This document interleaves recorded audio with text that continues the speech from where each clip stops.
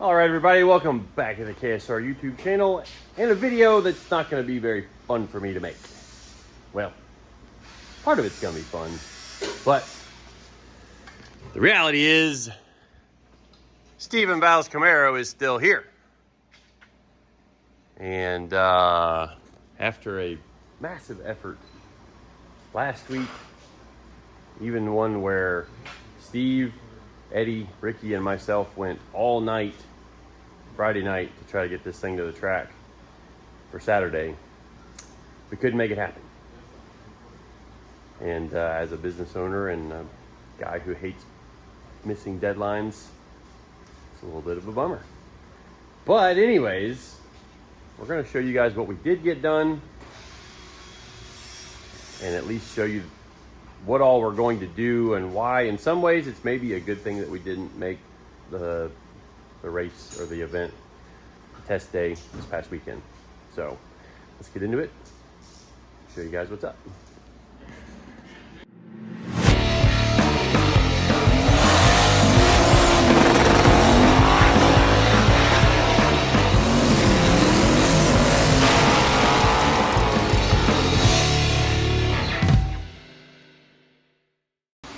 All right, everybody, do you ever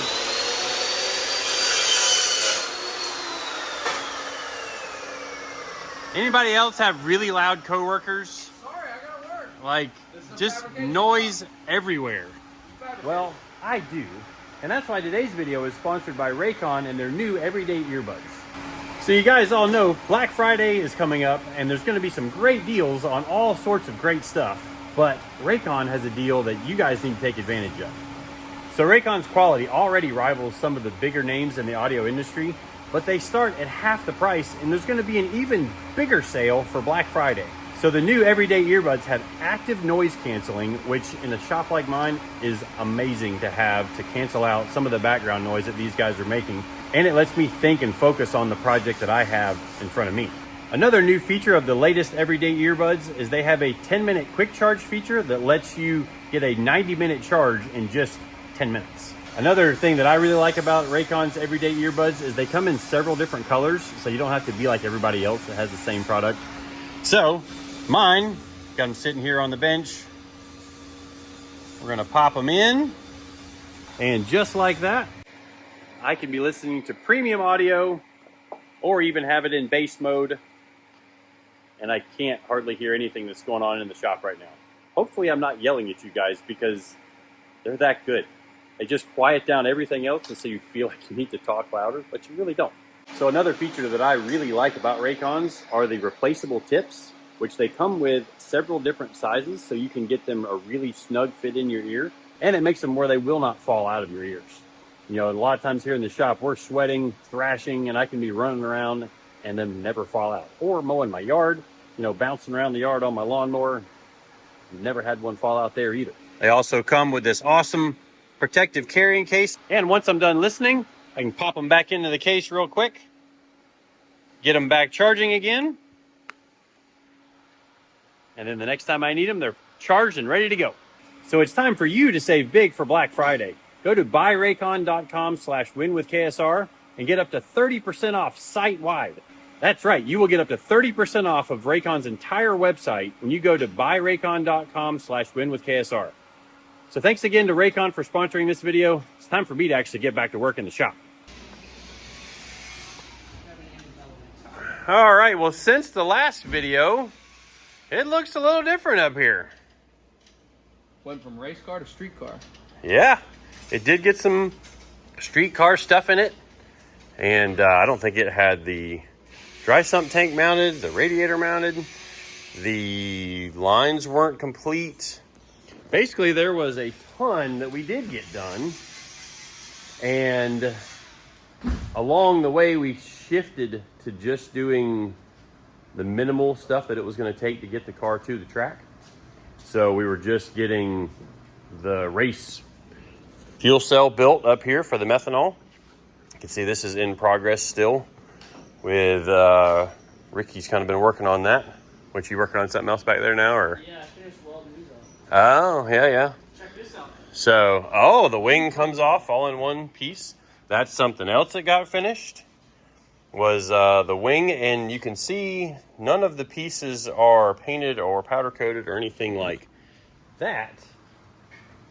And that's one of the things we were going to have to skip, along with, like Ricky's just saying, he got this done this morning because that was only tacked in place in a few spots. Got these awesome little brackets here done, which gives a ton of strength to where the back edge of this trunk mounts. So that hole right there lines up with that bracket right there. And then the top bracket here catches both the trunk, like the back edge of the steel part of the trunk. I guess you guys need some Raycons like the ad to knock out the background noise from... At least he's being super safe. Look at him. Has he got his safety glasses on? Two of them on. I don't think. Oh, he's safe. awesome. Look at him. Two These are safety. my backups. So that when I forget these somewhere, I just boom, right there. Y'all don't want to know how many Sharpies I got in my pocket right now. So, anyways, we got a ton done. See, the wiring's back here in the back, but the trunk, like these upper ones, catch the actual trunk lid, and there's a piece. I guess you took that off. Oh. Cleaning it up. Yeah, I think we're gonna take that and get it powder coated. Yeah, that's why I'm cleaning it up. So we're gonna have to drill the rivets out of it, though. Which is a bit of a bummer. We have to do that here too. Yep, that's a bit of a bummer with using the prefab ones. Yeah, those are stuck to the car. We're not gonna get that powder coated. No. So there's a lot of things that we weren't going to be able to actually finish because we needed to get to the track. Like usually the powder coating takes 2-3 days to turn around. You know, the shop that we use for powder coating, they've got a ton of other powder coating work with the industrial work that they do. So you can't just expect to drag something to them and then, 2 hours later pick it back up. So some little things like that, kind of at least make me happier in that aspect because we'll be able to finish it. On the exhaust, we were only going to just turn the pipes to where they just stuck out of the body, and we weren't going to put the side skirts on the car, like the side skirts underneath. We weren't going to get the power windows wired up, and really the only person's fault we weren't able to get all that done is mine. And that comes down to just managing our time on the thing, because I honestly underestimated the amount of time that it was going to take to wrap up all of these things. And I pushed it to the last minute to where we were going to have to work hard to get it done that last week while Steve was here. But we just weren't able to get everything done, and I should have started us on it sooner so that we could have had less to do once Steve got here. We all absolutely crushed it. Both Eddie and Ricky. I mean, you guys went, like you had over 60 hours last week in working on the thing? Yeah, like 67 hours. Ricky, even with his school days. Yeah, I pushed over almost, I think we had over 100 between the two of us just last week. Yep. Sure. Yep. So Ricky would come back after he had his EMT classes in the evening, and then came back after he had class all day on Friday, and we worked all night until 7 o'clock in the morning on Saturday morning to try and make it happen, and just didn't pull it off. And it was definitely a bit of a bummer. And then I was crammed up in the car for hours wiring, and Saturday afternoon, Sunday, and even into like early today, my back is definitely reminding me that I am not as flexible as I used to be. So I've been in here doing a bunch of wiring on the car. What are you saying? You're old. Yeah. You'll be there one day.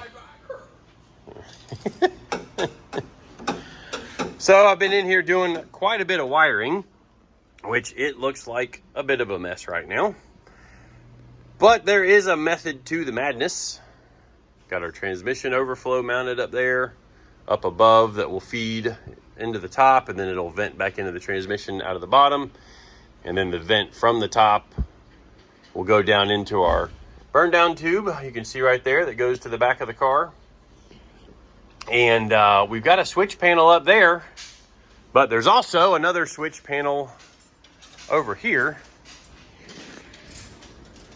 And a couple weeks ago, I messed up the switch panel that was for the car because I was trying to modify it. And it's got a printed circuit board in it, and I nicked the printed circuit board adding a wire to it, and it damaged the headlight circuitry to where everything else worked, but the headlight switch did not work. Well, being that this is a street car, you need the headlight circuitry. So that's something that we're going to be able to get fixed. We'll be able to get the side skirts fit really nice with the front end. Be able to get the V-bands on the exhaust down here now, so that we can actually turn the pipes that are going to, like the pipes that are going to come out of the car here are going to have a turn to them. They call them bull horns because they will actually make, downforce. And we tested this with Will's car many years ago with his big block ProCharge combo. And we measured over 200 pounds of extra force on the front wheels. And then the high frequency electronics, I guess, or all the noises coming from the engine freaked out my wireless scales. And it quit reading after that. I kind of would like to do that test again with a car and see what it makes for downforce like on the two-step, but we need some mechanical scales. Anyways, it's another thing for another day. You could probably turn them like on the track and use the you can see the difference in shock sensors, yeah. But the only problem with that is if you turn them and it flies, that's a problem. Yeah, that's bad. That would be bad. Oh, but this thing definitely came a long way in a couple of days. I mean, the full dry sump is plumbed. Eddie's adding one more brace to the bottom of the dry sump mount right now. And we're going to be able to actually disassemble all of this and repaint the front frame section. Like we'll disassemble all of, take the expansion tank off, the dry sump, the radiator, and then drape and tape off the engine so that we don't get any overspray on the engine, but we'll repaint this front frame rail so that that's all nice. So definitely a big thanks to all of you that have been watching the build, and it's been a lot. It's been a lot of hours, and actually Steve's going to give you a hint on the hours in his video, so be sure to go watch that on his channel, which will probably come out later tonight. And for those of you that want to support the channel more and get a deal on some stuff, we are having a Black Friday sale that starts now and is like, it's already live. As soon as this video is posted, it's already live, and it's up to 60% off on some stuff, and it goes all the way through December 1st.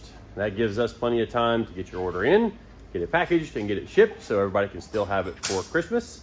And yeah, we definitely thank all of you that have been buying stuff from us. It's awesome to be at these different events and seeing people wearing our shirt. I was at my daughter's gymnastics meet this weekend, and somebody had a KSR shirt on, and that was a bit of a surprise. They had no idea that I was going to be there. It was down in Tampa. It was a cool thing. So anyways, be sure and check that out if you want to get some KSR merch. And yeah, let's keep talking about this thing. I've got to add I think I'm going to add an electrical, like a bulkhead connector somewhere under here. That'll be for some chassis lights that we're going to mount up under here. Those were going to get skipped. We were going to have to scale and align the car really quick, which isn't ideal when the car's going to have the potential to go as fast as this thing is going to go. There's some panels under the back of the trunk that we probably weren't going to be able to get done in time, so we weren't going to be able to really run the car for the full track, which we might not do that anyway, because the windows are only going to be held in with a few screws, because the idea was they're going to take the car back and take the windows back out of it, and they're going to be glued in, so we don't need a ton of screws once they're also glued in, but that would at least allow us to probably run the car to the 8th mile was the plan. So you can see we added our screws down here on the bottom. It's actually held up in the middle right now because the bolt for the center brace, which it's nice and right against the bottom of the window. we've got to add a couple of screws just out here on the edge. And so the plan now is for us to really get the thing done all the way here in the next little bit. And then I'm going to take it back up to Steve. Definitely a long trip just to do that. But when he came down here and, you know, I missed the deadline, I feel responsible enough for it that I'm going to haul it up to him. So I got to see when I can fit that into my schedule and get the thing up there. And then we'll send some videos or we'll film some stuff up there with him. Maybe we put it on the hub dyno, make some big power on the hub dyno, because my dyno is only rated to 2,000 horsepower. And when you're packing this kind of power, it will way exceed my dyno. That's crazy. Only 2,000 horsepower? Only 2,000 horsepower. That's a crazy statement. So you figure 2,500 at the engine, and this thing, I mean, heck, Steve's made 4,200 on his hub dyno. That's insane. That's power. There's no way I should be working on something like this. Like, how did I get here? I have no idea. You're supervised. You're supervised. Right. It's the dual safety. The dual safety. Yep. That's what it is. You're dual. You're double safe. Yep, exactly. See, that's how you work too. You're double safe on your work. Sure. So we were going to end up just looping the transmission lines to go get the car to the track this weekend, but now we can actually plumb the transmission cooler in. You can see we did get our oil cooler plumbed in. We've got to add our oil temperature sensor, as well as that's temperature down there. And then I don't even remember where we were going to put pressure, but maybe the pressure goes in the top of the cooler. I don't remember, but we did get a monstrous amount of work done, and it is looking quite awesome. Probably repolish this up before we take it back to them. One thing we did that I think I talked about in a previous video is on the street. Steve's gonna have these where they're partially open, the electronic gates. He'll program them, and they're gonna be blowing air down in the area of all the spark plug wires. So the idea is for kind of, you know, street stuff, you'll be able to, hopefully it will help keep spark plug wires alive. And one thing that we were going to end up doing that was not going to make me happy at all is we were going to just have to kind of zip tie mount the coils down on the lower frame rail, because you can maybe see the spark plug wire here, and the wires are going to go down so it'll stay clean on top of all the valve cover here. But now we can actually build the brackets, probably go get those powder coated. You can see we've started on kind of a rack mount, and then we have some threaded mounts down there on the subframe that we added in before we took that to powder coat. So we're just going to build off of that, catch those brackets, and then ideally it'll be 2 bolts and a couple of plugs, because I am going to wire the backside that goes to the Pro 600. So 2 of these wires, which you can kind of see the different sizes. These 2 are large, this one is small. So all of these go to the cylinder heads, and then the other 2 go to the Pro 600. And on the Pro 600 side, I'm going to do a Deutsch connector so that I can, you know, they can be quickly unplugged. Maybe it's through the floor. That would be kind of neat, because then you can just unplug it, and then where it goes through the firewall, you get that wiring. And then up here on the front of the engine, Steve drilled and tapped us a hole to use as the cylinder head ground, because if you don't make that loop for your coil, it's not going to be happy, and there's going to be not good spark stuff happening.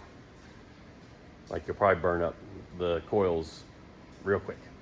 But when you get that good solid loop, you know, because that's basically what you're making with the coil. The coil is firing through the spark plug wire, and it's grounded on the backside. So then the electrical current has to go through, find a path, and the path ideally is the spark plug, lights the spark on the spark plug, which lights all the fuel in the cylinder, and then it goes bang, and it makes a lot of horsepower. And when you're talking about the kind of fuel that's in the chamber on one of these things, you got to have an extremely powerful spark to get that fuel air mixture lit off to be able to really make the power that this thing can make. Because if it blows out the spark, well, that cylinder didn't fire that revolution, which means you're down at least the percentage of one cylinder being down, and then everything else gets unhappy, and it's just not good. It unevenly like loads the crankshaft, and I don't think it's good for stuff like that. So that's another reason why rev limiters are bad, like cylinder dropping rev limiters, because you're changing the load on the crankshaft to where you got cylinders all pushing down evenly on the crankshaft through each of their strokes, and then you lose a cylinder, and now that one is way out of balance. And anyways, a lot of jibber jabber. I feel like Taylor Ray over here. But we got to get some stuff cleaned up in here. I'm going to wrap it up for this video. And you guys probably noticed that I did not do any videos last week because I wanted every second of my focus and energy to be in working on the car. Well, now that we've got some time to get it done, I'm going to be able to work on videos as well. So I think that'll wrap it up for this video. Big shout out to everybody that's watching, subscribing, following along, all that good stuff. We appreciate you guys supporting the channel. And like I mentioned earlier in the video, Black Friday sale for KSR as well. So get on the website at winwithksr.com and pick you up some KSR merch. So I'm also going to edit up the video from the 2.4 hours of lay mullets and the burnout contest on the following day, where things got real hot in Lucille, the KSR Lexus burnout car. So stay tuned for that. We'll give you a little sneak preview right here.